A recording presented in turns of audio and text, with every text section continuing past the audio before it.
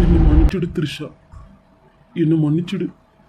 என்னோட வாழ்க்கையிலே மிகப்பெரிய எனக்கு நடந்த துரோகம் அது மட்டும் இல்லை, நான் உனக்கு செஞ்ச துரோகம் இந்த ஜென்மத்திலேயே நீ என்னை மன்னிக்க முடியாது த்ரிஷா. என்னை மன்னிச்சிடு, மன்னிச்சிடு. நான் இப்போ ஒரு இக்கட்டான நிலைமையில இருக்கிறேன்னுட்டு எனக்கு மட்டும்தான் தெரியும். என்ன அந்த மோனிஷா உன்னை கொன்னுடுவேன் சொல்லி பிளாக்மெயில் பண்ணி அவ கழுத்துல என் கையார தாலி கட்டிக்கிட்டா. இது எங்க அம்மாக்கு தெரியும், மோனிஷா உங்க அம்மா எல்லாருக்குமே தெரியும். ஆனா உனக்கு தெரியாது த்ரிஷா, உன் கண்ணுக்கு நான் கெட்டவனா தானே தெரியுவேன். இப்போ நான் என்ன பண்றது கடவுளே? இல்லை, நம்ம இதெல்லாம் முடிவு பண்ணோம். நான் இப்போவே போய் த்ரிஷாக்கு சொல்லி இது அவள் என்னை பிளாக்மெயில் பண்ணி இந்த மாதிரி தாலி கட்டி வச்சுக்கினா, நான் மனசார அவளை கட்டிக்கலன்னு சொல்லி நான் அவளுக்கு சொல்லி சொல்லி சொன்ன மட்டும் அவ என்னை நம்புவாளா? சொன்ன மட்டும் என்ன பிரயோஜனம்? எங்கள் அம்மா அவளை வீடு விட்டு வெளியே துரத்திட்டாங்களே. அது மட்டும் இல்லை, நான் வேற இந்த மோச காலத்தில் தாலி கட்டி வீட்டுக்கு முறைப்படியா எங்கள் அம்மா ஆழம் கலக்கி வேற கூட்டிகிட்டு வந்தாங்க. நான் இப்போ என்ன பண்ணுறதுன்னு தெரியல. இல்லை, கார்த்திக் கிட்ட சொன்னா கார்த்திக்கு வேற திட்டி விட்டுமே, அவன் என்ன நின்னா நினைப்பான். கடவுள், எனக்கு வந்த சோதனை என்ன இது? சரி, போயிட்டு த்ரிஷாவை பார்த்து எல்லா உண்மையும் சொல்லிட வேண்டியதுதான், வேற வாய்ப்பே இல்லை. ஓஹோ, வீட்டுக்கு வந்த உடனே இப்போ போய் அந்த உலகால ஐஸ்வர்ராய் மூஞ்ச பார்க்கணும். இல்லைன்னா மனசு ஆறுதல் ஆகாதோ? ஓ, அது மட்டும் இல்லாமல் நான் பிளாக்மெயில் தான் பண்ணி என் கழுத்தில் தாலி கட்டி வச்சுக்கினேன்ட்டு போய் சொல்ல போகிறீங்களா? இந்த மோனிஷா இந்த வீட்டில் உங்கள் பக்கத்தில் இருக்கிற வரைக்கும் அவளோட நெருள கூட உங்கள் மேலே தாக்க விட மாட்டேன் மாமா, தாக்க விட மாட்டேன். அது எப்படி நீங்கள் வீட்டை விட்டு வெளியே போகிறீங்கன்ட்டு நானும் பார்த்துட்றேன். மாமா மாமா. என்ன மோனிஷா? மாமா, உங்களுக்காக நான் காஃபி கொண்டு வந்துக்கிறேன் மாமா. எனக்கு வேணாம், நீ எடுத்துட்டு போ. என்ன மாமா, காலையிலேருந்து எதுவுமே சாப்பிடல, காஃபியும் குடிக்கலன்னா உடம்பு என்னத்துக்கு மாமா ஆகுறது? கொஞ்சோண்டு காஃபியாச்சும் குடிங்களா மாமா? உனக்கு ரொம்ப தான் என் மேலே அக்கறை. என்னை பிளாக்மெயில் பண்ணி என் வாழ்க்கையை கெடுத்துட்டு இதில் என் மேலே ரொம்ப அக்கறை இருக்கிற மாதிரி நடிக்காத மோனிஷா. நீ நினச்சபடி எல்லாம் நடந்துச்சுல, இன்னும் வேற என்ன வேணும் உனக்கு? என்ன நிம்மதியாச்சும் ஓடு. இங்கே பார், எனக்கு காஃபி வேணான்னா என்னை விட்டுடு. என்னை கம்பல் பண்ணி இதுக்கு கூட என்னை பிளாக்மெயில் பண்ணலான்ட்டு பிளான் போடாது. எனக்கு வேணான்னா விட்டுடு. நான் இப்படியே பட்டுன்னு கழிந்து சாவன ஒளிய நீ வச்சு கொடுத்த அந்த காஃபியை நான் குடிக்க மாட்டேன். உன் மூஞ்சி கூட எனக்கு பார்க்க பிடிக்கல. என் ரூமில் இருந்தால் நீ இருப்பேன்னுட்டா நான் என் தம்பி ரூமில் வந்து இருக்கிறேன். இங்கே பார், மரியாதை இங்கேருந்து போயிடு. இல்லை. என்ன மாமா, என்னாச்சு உங்களுக்கு? நல்லா தானே மாமா இருந்தீங்க. அப்போது என் கழுத்தில் நீங்கள் மனசார தாலி கட்டலையே மாமா? என்ன பைத்தியங்கிட்ட பிடிச்சிக்கிச்சா என்ன? எனக்கு உன்னை எப்பவுமே பிடிக்காது, இதுக்கப்புறமும் உன்னை எனக்கு பிடிக்காது. இங்கே பார், உனக்கே நல்லாவே தெரியும் நீ என்ன எனக்கு சுத்தமாக பிடிக்காது. என் மனசை முழுக்க த்ரிஷா மட்டும்தான் இருக்கிறான்னுட்டு இப்போ வந்துட்டு என்ன உளர்ற? இங்கே பார், நீ பிளாக்மெயில் பண்ணி தான் நான் உன் கழுத்தில் தாலி கட்டின ஒளிய உன் மேலே எந்த காதலும் மண்ணாங்கட்டியும் இல்லை. அது ஞாபகத்தில் வச்சுக்கோ. அப்போ சின்ன மாமா கிட்ட நான் விருப்பப்பட்டு தான் அவள் கழுத்தில் தாலி கட்டினு சொன்னீங்களே, அது நீ தானே சொன்ன பிளாக்மெயில் பண்ண. உங்களுக்கு பிடிக்கிற மாதிரி நடிங்க, இல்லைன்னா த்ரிஷாவை கொன்னுட வேண்டிட்டு. அதுக்கப்புறம் நான் என்ன பண்ண முடியும்? என் கண்ணு முன்னாடி த்ரிஷா வந்து நின்னாலும் அவ கண்ணு பார்த்து என்னால் பேச முடியாத அளவுக்கு நீ செஞ்சுட்டேல. போ போ, இங்கிருந்து வெளியே போ. சரி மாமா, சரி. உங்களுக்கு பிடிச்ச மாதிரி நான் நடந்துக்கணுன்னா நான் என்ன பண்ணோம்? அதாச்சும் சொல்லுங்களேன், அதாச்சும் சொல்லுங்க மாமா. உங்கள் மனசில் நான் இடம் பிடிக்கணும்னா நான் என்ன பண்ணணும் சொல்லுங்க மாமா. நான் என்ன சொன்னாலும் செய்வியா? கண்டிப்பாக மாமா, கண்டிப்பாக. நீங்கள் என்ன சொன்னாலும் நான் செய்கிறேன் மாமா. உங்களுக்காக நான் நான் என் உசிரியே இந்த நொடியை விடணுமா? இப்போ விட்டுறேன். சொல்லுங்க மாமா. உன் உசுறு என் மசருக்கு சமானம். உன் உசுறு யார் கேட்டா? இங்க பார், நான் இப்போ போய் த்ரிஷாவை பார்க்கணும். அவளை நான் பார்த்து நான் அவகிட்ட பேசணும். நான் மனசு விட்டு பேசணும். நான் விருப்பப்பட்டு 3 சக்கரத்தில் தாலி கட்டலன்னு சொல்லணும். என்னது? எல்லாம் எல்லாம் போய் சொல்ல போகிறீங்களா? ஆகாது மாமா, அது மட்டும் என்னால் முடியாது. நான் இவ்வளோ கஷ்டப்பட்டது எதுக்கு மாமா? தெரியும் அந்த த்ரிஷா இந்த வீட்டுக்கு வரத்துக்கா? அது அது என்னால் முடியாது மாமா. வேறு ஏதாச்சும் கேளுங்க, நான் பண்ணுறேன். எப்பவுமே உங்களுக்காக நான் எதை வேணாலும் செய்வேன் மாமா.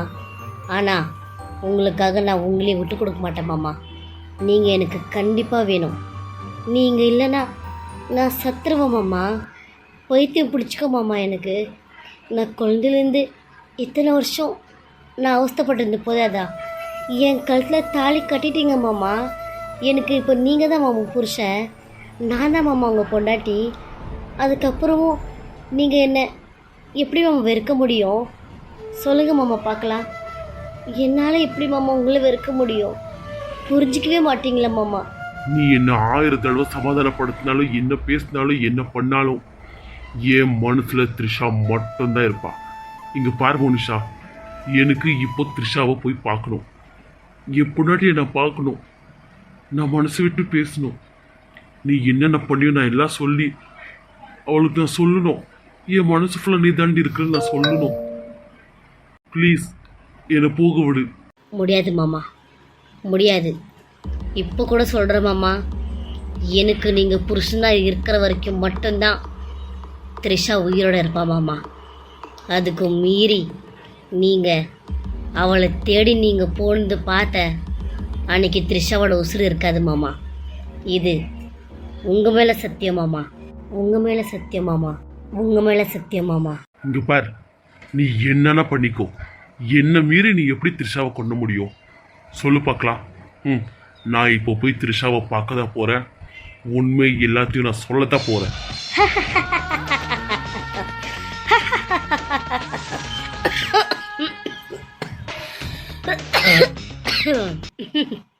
ஐயோ ஐயோ, என்னால் சிரிப்பு தாங்க முடியல மாமா. ஓ, என்னை மீறி நீங்கள் இந்த வீட்டு வாசப்படியை வெளியே கால் எடுத்து வச்சு நீங்கள் போய் த்ரிஷாவை பார்க்குற வரைக்கும் நானும் சும்மா இருப்பேன். இங்கே பாருங்கள் மாமா, நீங்கள் போய் த்ரிஷாவை பார்க்குறதுக்கு முன்னாடி உங்களுக்கு ஃபோன் வரும். ஐயோ, உங்களுடைய மூத்த பொண்டாட்டி இதோ இப்போ தாங்க இறந்து போயிட்டாங்க. கார் அடித்து இறந்து போயிட்டாங்க. லாரி அடித்து இறந்து போயிட்டாங்க. தூக்க மாட்டேங்குன்னு இறந்து போயிட்டாங்கன்னுட்டு நியூஸ் வரமாம்மா. ஆமாம்மா, த்ரிஷாவை கொல்றேன்னு சொன்ன உடனே மூஞ்சி அப்படியே நெருப்பாக கொதிக்குது. ஏமாம்மா, நான் உங்களை குழந்தையிலேருந்து காதலிச்சது விட்டு வேறு என்னமாம்மா நான் தப்பு பண்ணிட்டேன்? நான் உங்களை காதலிச்சுன்னு ஒரு தப்பா மாமா? ஏன் மாமா, த்ரிஷா வரத்துக்கு முன்னாடி இல்லை த்ரிஷா வந்து 7 வருஷம் தானே மாமா ஆகுது. அவன் மேலே இருக்கிற இவ்வளோ லவ்வும் காதலும் பாசமும் ஏன் மாமா என் மேலே 1% கூட இல்லையா மாமா? இங்கே பாருங்க மாமா, நீங்கள் என் மனசில், என் மூச்சு காற்றுல, என்னோட யோசனையில், நான் போகும்போதும் நடக்கும்போதும், நானும் நீங்களும் குழந்தையிலேருந்து விளையாடின இடம் பார்த்தாலும் எல்லா இடத்துலையும் நீங்கள் தான் மாமா எனக்கு தெரியுறீங்க. நீங்கள் மட்டும்தான் மாமா தெரியுறீங்க. எந்த ஆம்பளையோ பார்த்தாலும் உங்கள் குணம்தான் மாமா வரும் எனக்கு. அந்த துணி போட்டால் அவருக்கு நல்லா இருக்குமா? இந்த கார் ஓட்டினா மாமா அழகாக தெரிவாரா? இந்த கூலிங் கிளாஸ் போட்டால் நல்லா தெரிவாரா? இப்படி தான் மாமா யோசிச்சுருக்கேன். ஆனால் எந்த ஆம்பளையும் நான் யோசிச்சது கூட இல்லை மாமா. என் மனசு முழுக்க நீங்கள் தான் மாமா நெறிஞ்சிருக்கிறீங்க. ஆனால் உங்கள் மனசில் ஏன் மாமா நான் இல்லை? சொல்லுங்க மாமா. எனக்கு தெரியல, எனக்கு தெரியல. நான் உன்னை என் பொண்டாட்டியா எப்பவுமே நினைச்சது இல்லை. இப்போ கூட உன் கழுத்தை நான் தாலி கட்டியிருக்கேன். இப்போ கூட உன்னை என்னால் என் பொண்டாட்டியை நினைக்க முடியல முடியல. ஏன்னா என் த்ரிஷா கூட நான் இத்தனை வருஷம் நான் வாழ்ந்திருக்கேன். இப்போ நீ திடுக்குன்னு வந்துட்டு நீதான் என் பொண்டாட்டினா என்னால் எப்படி மோனிஷா ஏற்றுக்க முடியும்? ப்ளீஸ் மோனிஷா, என்னை விட்டுடு. என்ன மாமா பேசுறீங்க? உங்களை நான் எப்படி மாமா விட முடியும்? என் கழுத்துல தாலி ஏறியாச்சு மாமா. நீங்க தான் மாமா என் புருஷன். எப்படி மாமா என் வாழ்க்கை மொத்தமும் இப்போ உங்க கையில இருக்குது மாமா. இப்போ நீங்களும் என்னை கை கழுவி விட்டா நான் எப்படி மாமா? இங்க பாருங்க மாமா, நான் உங்களுக்கு மட்டும்தான் மாமா, உங்களுக்கு மட்டும்தான். என் மனசு முழுக்கும் நீங்க தான் நிறைஞ்சிருக்கிறீங்க. அந்த மனசுக்கும் என் கழுத்தில் தாலி கட்டுறதுக்கும் இன்னும் எவனுக்குமே நான் இடம் கொடுக்க மாட்டேன் மாமா. கொடுக்க மாட்டேன். இங்க பாருங்க மாமா, நான் பிளாக்மெயில் பண்றது தப்பு தான், நான் இல்லைன்னு சொல்ல. ஆனா அந்த பிளாக்மெயில்ல என்னோட பாசம், என்னோட காதல் உங்க கண்ணுக்கு தெரியலையா மாமா? தெரியலையா? உங்களோட தம்பி பொண்டாட்டியோட குழந்தைய வயிற்றுலே கழிச்சவும் மாமா அந்த த்ரிஷா. அவன் மேலே அப்படி காதல் காமிக்கிறீங்க, லவ் பண்ணுறீங்க. ஆனால் நான் எந்த தப்புமே பண்ணலையே மாமா. ஆனால் இப்போ பண்ணுறேன் மாமா, நான் ஒத்துக்கிறேன். நான் பிளாக்மெயில் பண்ணி உங்களை என் கையால் என் கட்டில் தாலி கட்டி வச்சிருந்து பெரிய தப்பு தான், நான் இல்லைன்னு சொல்லலை. ஏன்னா எனக்கு நீங்கள் வேணும் மாமா, எனக்கு நீங்கள் வேணும். நான் அந்த மாதிரி ஒரு நிலைமையில் இருந்தேன் மாமா.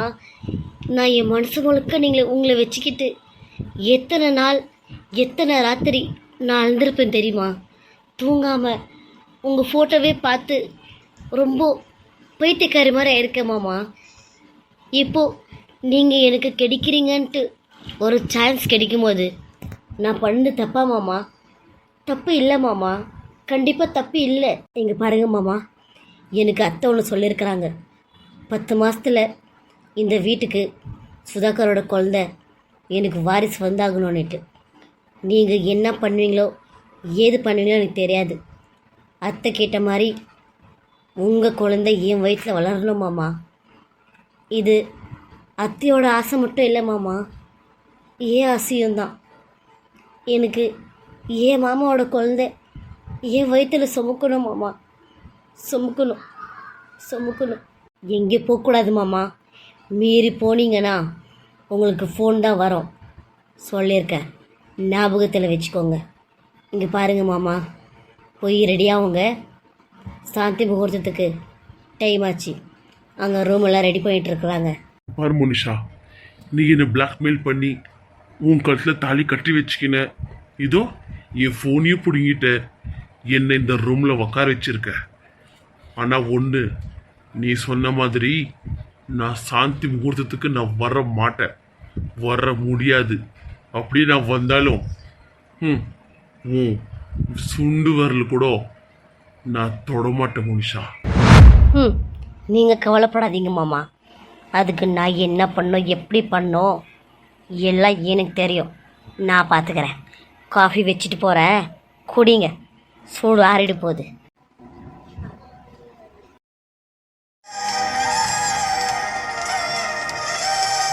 என்னடி த்ரிஷா, இன்னுமா நினச்சிக்கிட்டு அழுதுகிட்டே இருக்க? இப்படி வயிற்றுக்கு சாப்பாடு சாப்பிடாம எத்தனை நாள்ரி உன் புருஷனே நினச்சிக்கிட்டு இப்படியே இருப்பேன்? இங்கே பாருடி, இந்த அம்மாக்காக இருப்பேன்னு சொன்னேன்ல, வெறும் வாய் வார்த்தை தானே. சொல்லு பார்க்கலாம். ஒரு வாய் சோறு தான் சாப்பிடேன்டி. இங்கே பாரு த்ரிஷா, நீ சாப்பிடாம இருந்தாலும் இப்படி கண்ணில் இருக்கிற மொத்த தண்ணியும் நீ அழுந்து தீர்த்தாலும் உன் புருஷன் வரப்போகிறது இல்லடி. இனிமே அவன் உன் புருஷன் இல்லடி, அது புரிஞ்சுக்கே. இங்கே பாரு, என்னவோ நம்ம கெட்ட நேரம், கழுவி விட்டு தொலை அவனை. நான் உனக்கு வேற மாப்பிள்ளை பார்த்து கட்டி வைக்கிறேன்டி. அதானே சிறதானே சொல்லுது உங்கள் அம்மா. இங்கே பாரு த்ரிஷா, அவனால மன்னிக்கவே மன்னிக்காத. அதானே அவன் மன்னிக்கிறதுக்கு அவனை உன் காலிலே வந்து விழுந்தா நீ வேணான்ட்டு தானே. அவள் எவ்வளோ சண்டாளி சிரிக்கும். அவன் என்ன சொல்லி என்ன மயக்கினாலும் அவ காலத்தில் போய் தாலி கட்டியிருக்கிறான். நல்லா தானடி இருந்தான் அவன் புருஷன். அவனெல்லாம் பார்த்தா நல்ல மாதிரி தானே இருந்தான். அவனா போய் இப்படியாப்பட்ட வேலை செஞ்சான். என்ன நம்ப முடியல த்ரிஷா. இங்கே பாரு த்ரிஷா, அழுவாத, போதும் வா, அத்தை சாப்பாடு செஞ்சுக்கிறேன், நடு சாப்பிடுவியா? போடி, அதான் அண்ணி கூப்பிட்றாங்கல்ல, போ. என்ன வாய் திறந்து பேச த்ரிஷா. இங்கே பாரு த்ரிஷா, நீ இப்படி இருக்கிறது பார்த்தா எங்களுக்கு ரொம்ப பயமாக இருக்கு. உனக்கு இதெல்லாம் ஒன்று ஆச்சுன்னா உங்கள் அம்மா என்னடி பண்ணோம்? இங்கே பார், உன் புருஷன் விட்டு போனான்னு சொல்லிட்டு கவையில் என்ன ஆகிடு போகுது. இங்கே பார், நீ இனிமே உன் வீட்டுக்காரக்கோஸ்கரம் வாழலனா கூட உங்கள் அம்மாக்காக நீ வாழ்ந்து தாண்டி ஆகணும். இங்கே பார் த்ரிஷா, இனிமே நீ கவலைப்படுறதுல ஒரு பைசா கூட பிரயோஜனம் இல்லை. அவ்வளோதான் நான் சொல்லுவேன்.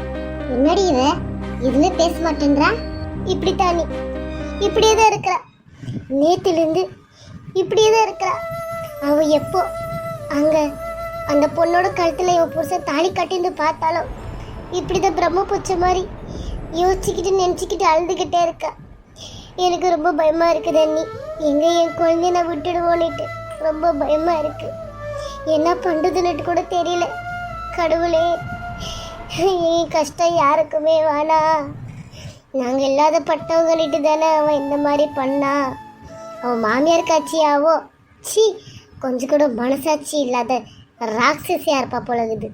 ஏன்னி அவளுக்கு ஒரு பொண்ணு இருக்கு தானே அண்ணி. அந்த பொண்ணுக்கு இந்த மாதிரி ஒரு துரோகம் நடந்தா அவள் தாங்குவாளா அண்ணி? அவளும் ஒரு பொண்ணுக்கு அம்மா தானே அண்ணி. ஏன் நீ இப்படி பண்ணுறாங்க? இவங்களுக்கெல்லாம் மனசாட்சியே இல்லையா அண்ணி? என் பொண்ணு இப்படி ஒடிஞ்சு போய் உக்காந்து நான் இத்தனை வருஷத்தில் நான் பார்த்ததே இல்லை அண்ணி. என் மனசு ரொம்ப கஷ்டமாக இருக்குது. என் வயிறெல்லாம் பற்றிக்கிட்டு எரியுது அண்ணி. பெத்த வயிறு பற்றிக்கிட்டு எரியுது அண்ணி.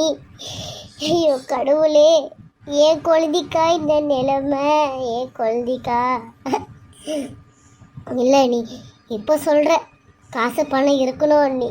காசு பணம் இருக்கணும். காசு பணம் இருந்தால் தான் நம்ம உயிரோடு இருக்க முடியும் அண்ணி.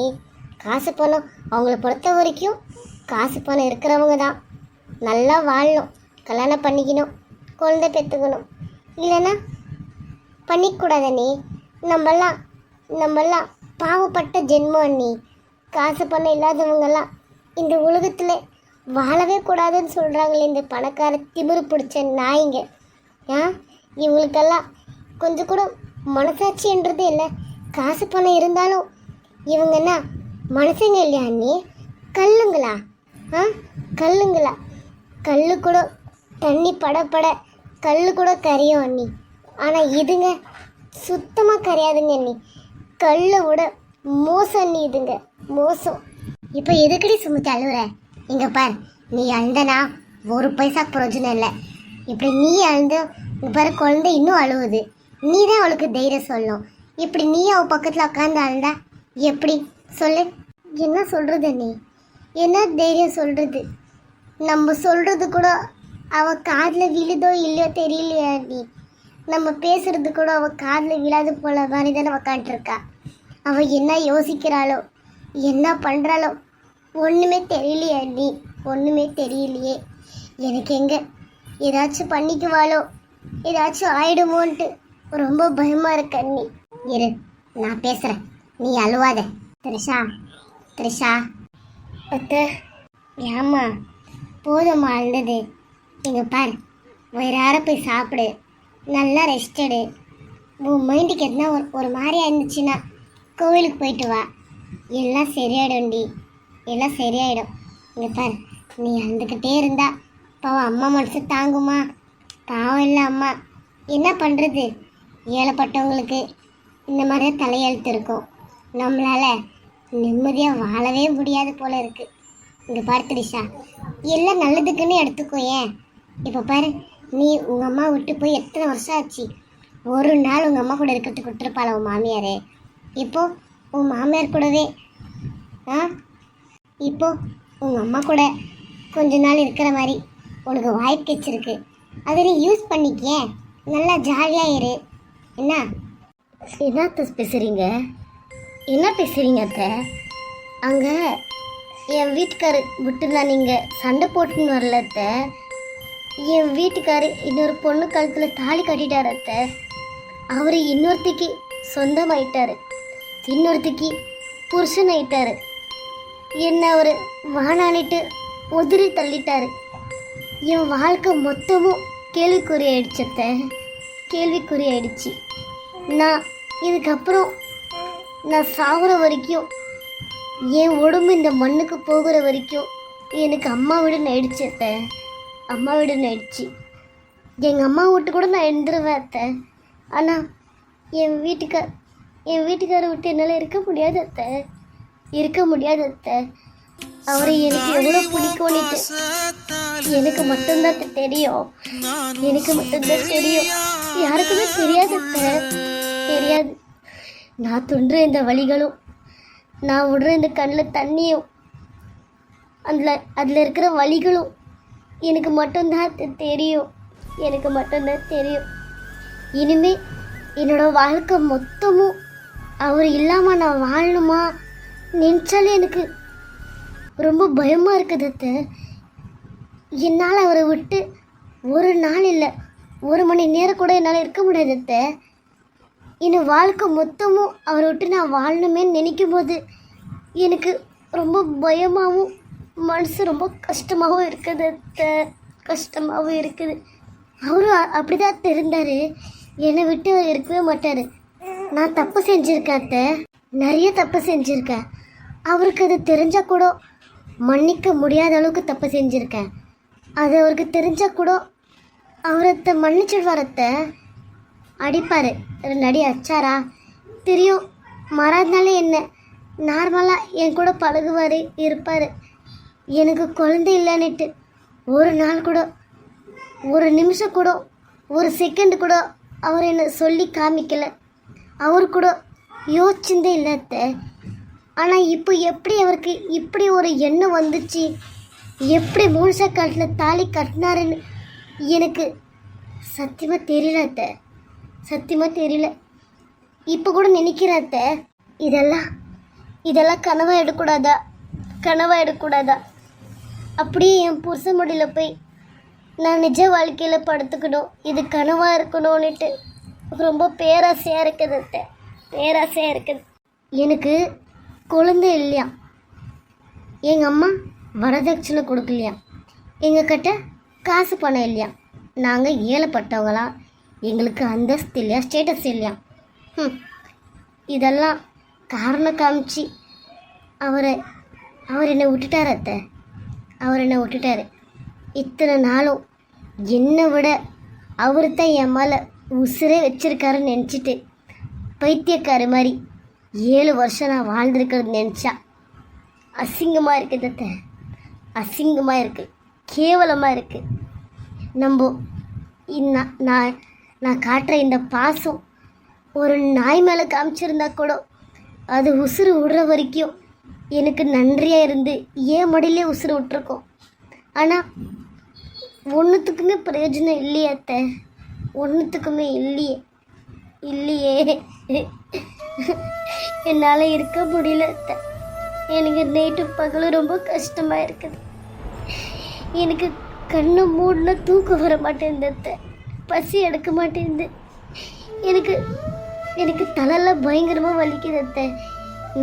நான் இருக்கக்கூடாது, எதனா பண்ணிக்கணும், இது என்னவோ தோணுது அத்தை. ஆனால் எங்கள் அம்மா அத்தை, எங்கள் அம்மாவை நினச்சிக்கிட்டு சும்மா இருக்கிற அத்தை, எங்கள் அம்மாவை நினச்சிக்கிட்டு நான் சும்மா இருக்கிறேன். என் கூட பிறந்தவங்க எனக்கு அக்காவோ தங்கியோ அண்ணனோ தம்பியோ இருந்திருந்தா சத்தியமாக சொல்கிறத்த இந்த நொடியை நான் உசுறு விட்டுருப்பேன் அத்தை. இந்த நொடி இல்லை, நேற்று என் வீட்டுக்காரர் இந்த த்ரிஷா கட்டில் தாலி கட்டினாரு, அப்போதே நான் உசுறு விட்டுட்டு இருப்பேன் அத்தை, உசுறு விட்டு இருப்பேன். அவன் என்னான்றா, கோவிலில் அவங்க தங்கச்சி இந்த பிச்சைக்காரங்களெல்லாம் யாரும் கோவிலில் விட்டு இந்த வெளியே துரத்தி விடுங்கன்னுட்டு பேசுகிறா அத்தை. அந்த நொடியே நான் சத்துட்டேன் அத்தை. சத்துட்டேன். போதும்டி, போதும், நிறுத்து. அழுந்து இன்னைக்கெல்லாம் மொத்தமாக அழுந்து தீத்துடு. நாளைக்குலேருந்து புதுசாக உன்னோட வாழ்க்கையை தொடங்கு. இங்கே பார், நீ பெணாத்துறது எனக்கே இவ்வளோ கஷ்டமாக இருக்குது. உங்கள் அம்மா நீ பேசுறது எல்லாத்தையும் பக்கத்தில் நின்று பார்த்துக்கிட்டு இருக்குதுடி. அது ரொம்ப நோத்துன்னு உங்கள் அம்மாவுக்கு எதனா ஒன்று ஆகிடு போகுதுடி. சொன்னா கேள் த்ரிஷா. அவன் போகிறான் விடுறி. நான் உனக்கு சூப்பராக இருக்கிற மாப்பிள்ளையை நான் பார்த்து கட்டி வைக்கிறேன். ஐயோ, இன்னொரு மாப்பிள்ளையா, இன்னொரு புருஷனா? வானவே வானாடா சாமி. அந்த நரக வாழ்க்கையை வாழ்றதுக்கு இப்படி குண்டு கட்டியாவே இருந்து சத்துடலாம். இப்போ சொல்கிறேன் கேட்டுக்கோங்க. என் வாழ்க்கையில் எனக்கு ஒரு புருஷன் இருந்தான். இதுக்கப்புறம் அவன் சத்துட்டான், அவ்வளோதான். ஆனால் நான் இன்னொரு புருஷனை தேடிக்குவேன்ட்டு யாரும் கனவுல கூட நினச்சிக்கிறாதீங்க. எனக்கு என் புருஷன் மட்டும்தான். சாவர இருக்கு என் புருஷன். அவனை என் மனசு ஃபுல்லாக நினச்சிட்டேன். நான் அவனை காதலித்த மாதிரி இன்னொருத்தனை என்னால் காதலிக்க முடியுமா கூட எனக்கு தெரியல. என்னோட மொத்த வாழ்க்கையும் அவருக்காகவே அர்ப்பணிச்சிட்டேன். எனக்கு புருஷன் இருந்தார், இறந்துட்டார், அவ்வளோதான். இதுக்கப்புறம் என் வாழ்க்கை எங்கள் அம்மா கூட மட்டும்தான். ஐயோ கடவுளே, என் கொண்ட கதுறது உன் கண்ணுக்கு தெரியலையா கடவுளே? எங்கடி போற? பயப்படாதம்மா, நான் சத்துற மாட்டேன். கொஞ்ச நேரம் ஊர் சுற்றிட்டு வரேன், மனசு நிம்மதி கிடைக்கும். கூட வரட்டா? வேண்டாம்மா, நான் பார்த்துக்கிறேன். நான் போயிட்டு வரேம்மா. ஒரு வா சாப்பிட்டு போடி. என்னத்துக்கடி அவரது இந்த உடம்பு? மனசில் இருக்கிற வழியை விடுவா இந்த சாப்பாடு. போம்மா, அப்படியே பட்டினியை கடந்து சத்தா என்ன?